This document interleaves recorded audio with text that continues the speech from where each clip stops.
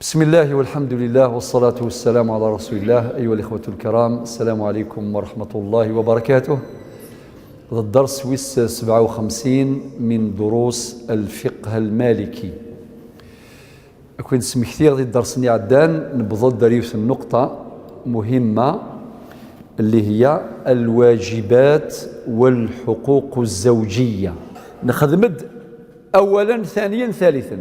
نند أولا الواجبات والحقوق المشتركة. ذكرنا أيضا موضوع آخر اللي هو حق التوارث، وبعدين وصلنا ثانيا هضرنا على واجبات الزوج. واجبات الزوج ذكرناها كاملة ولكن بلا تفصيل. اليوم نشرع في التفصيل. من ضمن الواجبات ذكرنا واجب الإنفاق. شكون اللي ينفق على الآخر؟ الزوج ينفق على زوجته، وذكرنا كذلك من واجبات الزوج أنه عنده القوامة، والقوامة تكليف وليس التشريف. ربي قال الرجال قوامون على النساء. ذكرنا الواجبات نتاع الزوج وتقديم المهر. فصلنا في المسألة هذه شوية. المهر تاع ربي قال وآتوا النساء صدقاتهن نحلة. ثالثا ذكرنا واجبات الزوجة اللي هي حقوق الزوج.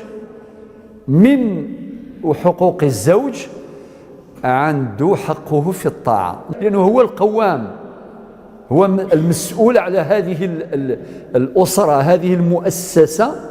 أنوذ المسؤول ذرقاس، وهي مسؤولية تكليف.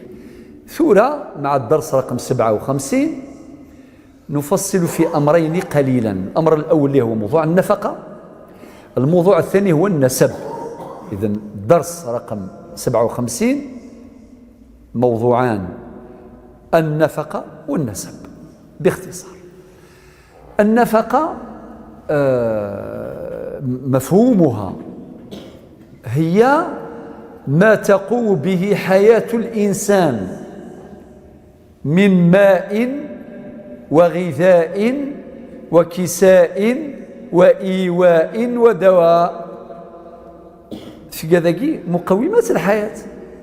المعنى يلي ينفق لازم ينفق في هذه الأمور: الماء والغذاء، الكساء اللبسة، الإيواء السكنة، الدواء العلاج. هذه هي مقومات النفقة.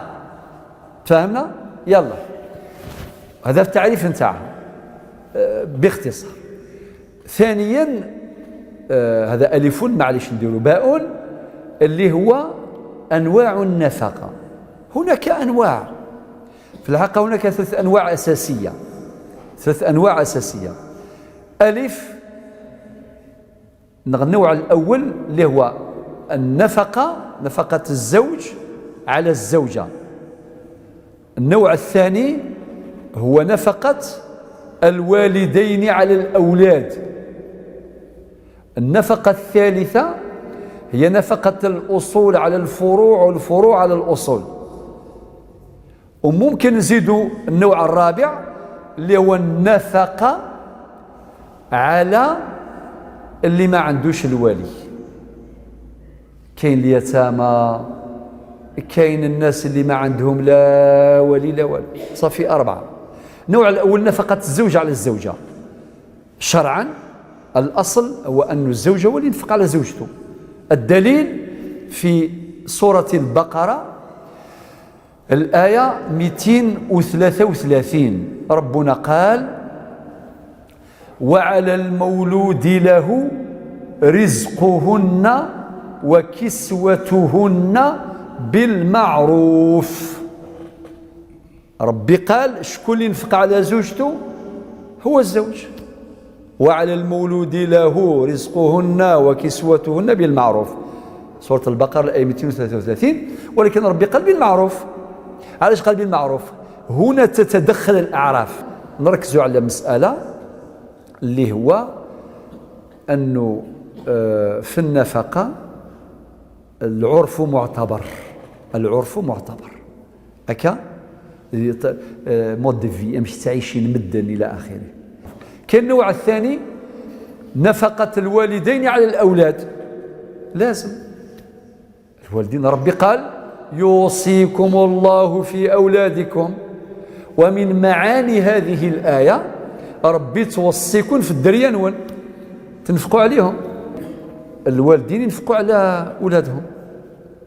ولكن بالنسبة للذكور كاين تفاصيل فقهية ذكرها السادة الفقهاء، مثل ابن صاحب الرسالة ابن أبي زيد القيرواني، وكذلك الأئمة ابن صاحب الاستذكار والتمهيد ابن عبد البر وغيرهم من الفقهاء في تفاصيل. واش من السن كان اللي يقول لك يعني الى سن كي يقدر سن الرشد، سن الرشد، خاطر ربي كي قال فإن أنستم منهم رشدا فادفعوا إليهم أموالهم، يزمر يمانيس.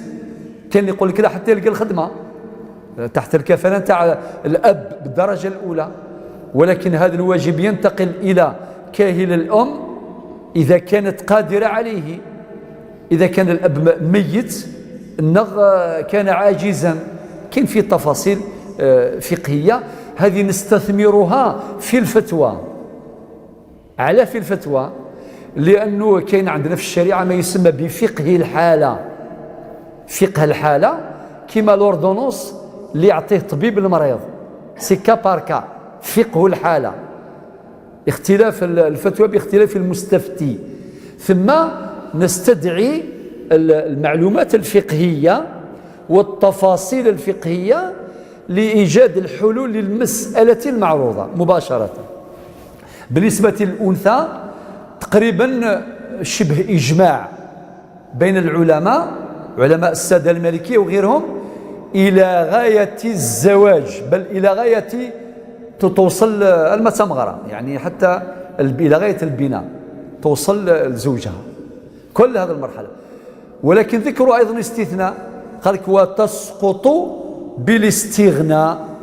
إذا كان هذا الابن ولا البنت راهي قادرة خدامة وخدام خلاص. لماذا؟ يقول لك الأصل أن ينفق الإنسان على نفسه. ذكر تفاصيل في هذا الباب. المهم في الفقه كما تعرفوا يرجع إلى القرآن والسنة، وعندهم اجتهادات في ضوء الكتاب والسنة، وكاين بعضهم فتاوا حسب الأعراف السائدة عندهم. ولكن المرأة راهي محفوظة الحق النفقة إلى غاية ما تنتقل إلى بيت الزوجية، ماشي إلى غاية العقد. ماشي كي دير لك دو مارياج في البلدية وبعدين باباها يقول لها درك سي بون راني درت العقد، انت درتي عقد مع زوجك خلاص هو ينفق عليك. لا مازالها في عندك يا الأب أنت تنفق عليها حتى توصل إلى بيت الزوجية. موضوع النفقة وطبعا بالمعروف دائما. وكاين طبعا نفقة الوالدين على الأولاد كما قلنا، وكاين في ثلاثة طبعا بعض القوانين اجتهدت، كما مثلا القانون الجزائري قانون 84/11 المعدل والمتمم بالأمر 0502 قال لك حتى كي يكون الشاب راه يقرأ لازم والديه ينفقوا عليه. أعطوا استثناء القراية. النوع الثالث اللي هو نفقة الأصول على الفروع والفروع على الأصول. إيش معناتها؟ إذا كان الأب والأم ميتين موثن يمولان، أديس الجد ينفق على أحفاده، ينفق على الأحفاد. مفهوم؟ نفقة الأصول على الفروع، نفقة الأجداد على الأحفاد، والعكس نفقة الفروع على الأصول. نقصد نفقة الأولاد على الوالدين والأجداد، الجد. وإذا كان الجد والجدة قاعدة الفقهية واش تقول؟ تقول لك حسب القدرة والاحتياج ودرجة القرابة في الإرث. نعم. نعطيو مثال، جد مسكين راه مريح لهيه ذا مغار، ما عنده باش يخلص الفاكتورة ولا ما عنده باش يشري دواء، ما عنده والو، الله غالب. كان خدام ما عندوش بونسيون، ما عندوش لا روترات، ما عنده والو. الآن إذا عنده أولاد، الأولاد هم اللي واجب عليهم. ولكن إذا كان الأحفاد ذكور وإناثا، إذا كان تلاقاو ويروحوا لجدهم يقادروه، يقول يا جدي شحال تحتاج؟ 2 ملايين 4 ملايين في الشهر، رانا هنا بيناتهم الله يعينهم. كاين مرونة إذا كانوا متفقين لا حرج. الرضائية كاين حاجة في الشريعة واسمه الرضا المعتبر. كي يكون رضا نورمال، فقط باش نوضح باللي الرضا كي يكون معتبر الشريعة تسمح فيه مرونة. أما إذا تملص الجميع وكل واحد يقول كان خاطيني مانيش مسؤول، الشريعة تعطينا 3 معايير. المعيار الأول هو الاحتياج، أي احتياج المنفق عليه. نقولوا الجد شحال تحتاج؟ الدواء يقول لك نحتاج 100,000 في سمانة، صافي 400,000 في شهر. زيد نحتاج الماكلة، نحتاج تريسيتي باش يخلصها وكذا وكذا إلى آخره. نشوفوا يحتاج 2 ملايين ونص، خلاص فريناها صافي 2 ملايين ونص. هذه احتياج المنفق عليه. دروك نجيو المعيار الثاني اللي هو قدرة المنفق. قدرة المنفق كان اللي هذوك الأحفاد، كاين اللي ياخذ 10 ملايين في الشهر، كاين اللي ياخذ 5 ملايين، كاين اللي ياخذ 3 ملايين. هذه ناخذوها في الحسبان. وكاين حاجة ثالثة، المعيار الثالث اللي هو درجة القرابة في الإرث. أن ولي يمشي ميزوارا بطريقة عكسية. نقول لو مات هذا الجد أحفاده كم يرثون منه؟ إذا كان واحد مثلا يرث الربع، يرث الثلث، والآخر يرث السدس، نقول بالطريقة بالمعادلة اللي تورثوا، بالمعادلة نفسها تقدموا النفقة. طبعا هذه عملية حسابية، بعملية حسابية تلقى لها الحل عادي. يا صاحب الثلث إذا كان هو يحتاج 3 ملايين، مع أنت تأخذ أنت الثلث، أعطي له الثلث لو انتير، مع نعطي له 1 مليون. هذا هو. يا صاحب السدس لو ان سيزيام تاع 3 مليون 500,000 500,000 هكذا، وفيش دباي وكذا إلى آخره وتفاهموا. أما إذا كان فيه اتفاق خلاص، ممكن يجي واحد من الأحفاد يقول لك شوف جدي عليا، خاطر كاين الرجلة مرة كانوا الأولاد يقسموا التركة خرجوا من العقل. كي كان باباهم خلى لهم كلش، كي مات باباهم يفغيث العقل.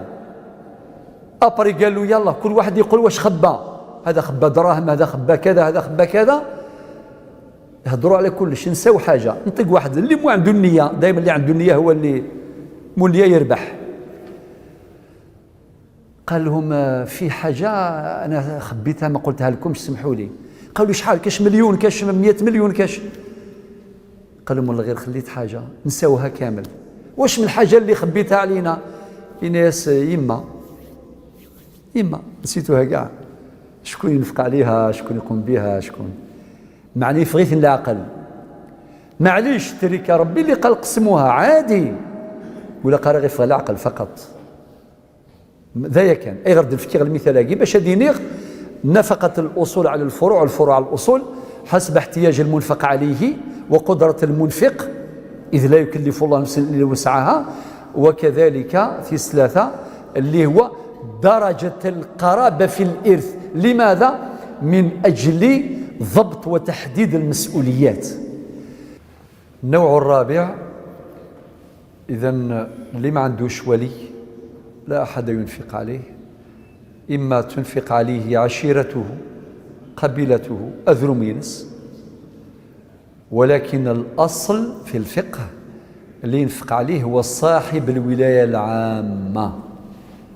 صاحب الولاية العامة هو ولي الأمر، معنى الحاكم من بيت مال المسلمين، سي بيت المال. طبعا المسألة يجي حتى يعني وهي مهمة وخطيرة في الوقت نفسه، معناتها وراهي المسؤولية كيفاش تتوزع.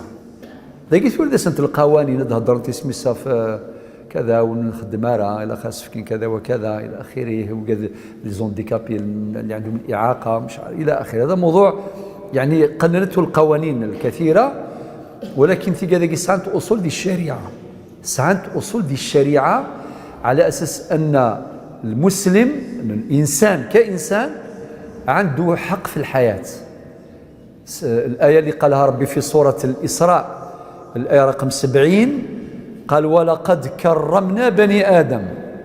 بنادم يسال كرمينس وكرامته في آدميته. بنادم عنده حق الحياة، عنده حق الحياة. حتى بين قوسين العقوبة اللي هي حد السرقة كاين وين لا تطبق هذه العقوبة، ما يولي يلوز يخر باش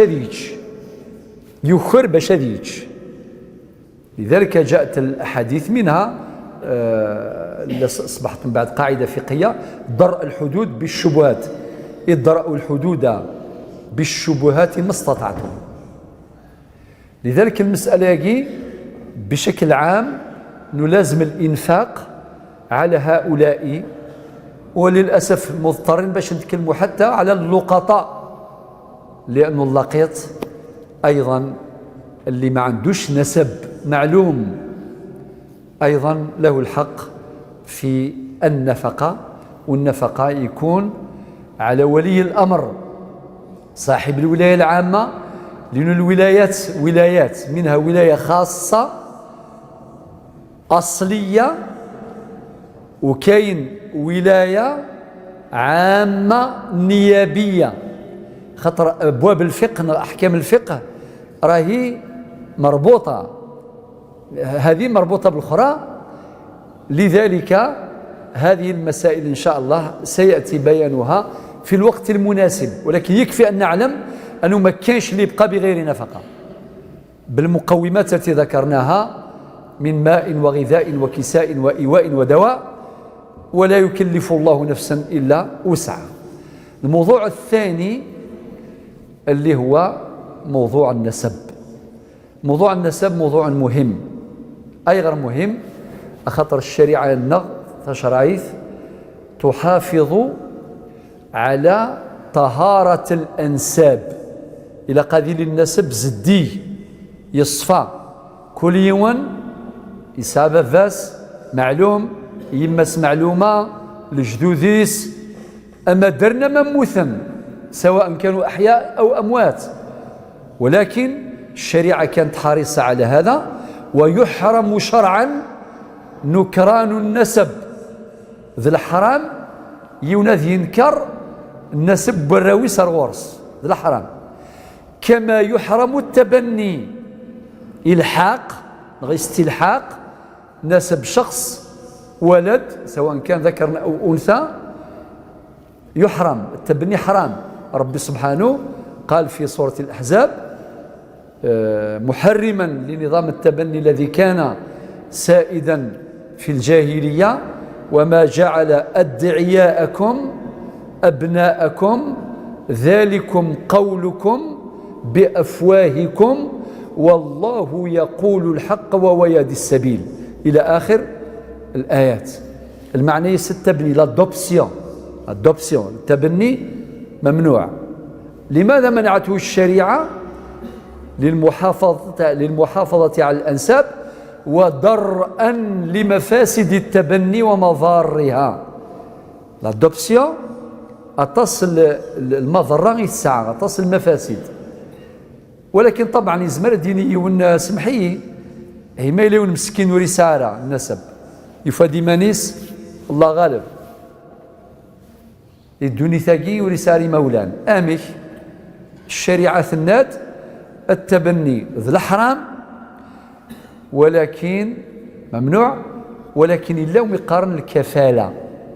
كفالة أو دقروذ أقشيش نثقشيش ربيث سيد الله جرذم قرآن عند ربي سبحانه عز وجل، ولكن كل شيء واضح. إلى قد يبان باللي بعقد الكفالة ركوي ليغال كفالة ما تستفدل هذا يغال أماكن دميك كماري مغرادي زرتي ذس هذه يظهر العجب. الشرع دي قاري لا قد يزر، وإذا قد شميم لا بسيكولوجي أغديني من الميق لا قد يزرتي ذس. ماشي لما بضع 20 سنة هذه لعبة بالون هاك ديون هاك ذكر براش من الميم مخلفا غادي نطقوا قشيشه سين جاك شيني بعد سيني واش هذا شو يغني اشيني الشيني ماشي ذميس الفلاني ادي السخام هذا يخدم مشكله اي الدنيا راه كيضرا الامثله مرات فدراتي قاعد يقدر انا ما اذكره هو ما وقع يبض سخام ناس يا الله ثيثت اسقر نكوني ذي مولاني اكون يا ربي بدا يخدم العجب في الاخير اعطوا له الحقيقه ولكن حقيقه صادمه للشوك لذلك ميم علماء النفس الناند ما ثني ضص ذي الوقت مناسب وريد سيدير الشوكاكي بالعكس هذه لين يلهان من بعد تجرى لما 30 40 سنه من بعد هذه السلاوله لابد ان يعرف الحقيقه ويدرك الحقيقه في الوقت المناسب. اذا موضوع النسب سنعالجه بالتفصيل في اللقاء القادم ان شاء الله. اولا نبين هذه المساله تاع النسب ومنع التبني لادوبسيون في الشريعه لما. المساله الثانيه نتكلموا طرق اثبات النسب، نتكلموا عن اثبات الطريقه الاولى اثبات النسب عن طريق الزواج الصحيح ونفصل.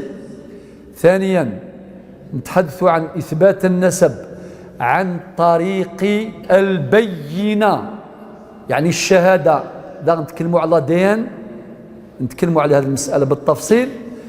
الطريقه الثالثه اثبات النسب عن طريق الاقرار بانواعه، الاقرار بالبنوه، الاقرار بالابوه، الاقرار بالامومه، الاقرار بالاخوه، والاقرار بالعمومه. ونتكلموا على ثبوت النسب او اثبات النسب عن طريق نكاح زواج الشبهه. ونتكلموا على كذلك اثبات النسب عن طريق التلقيح الاصطناعي، وقال يعني خدما عن طريق التلقيح الاصطناعي. هذه المسائل وغيرها ستعالج في الدرس القادم إن شاء الله وقدر. والسلام عليكم ورحمة الله.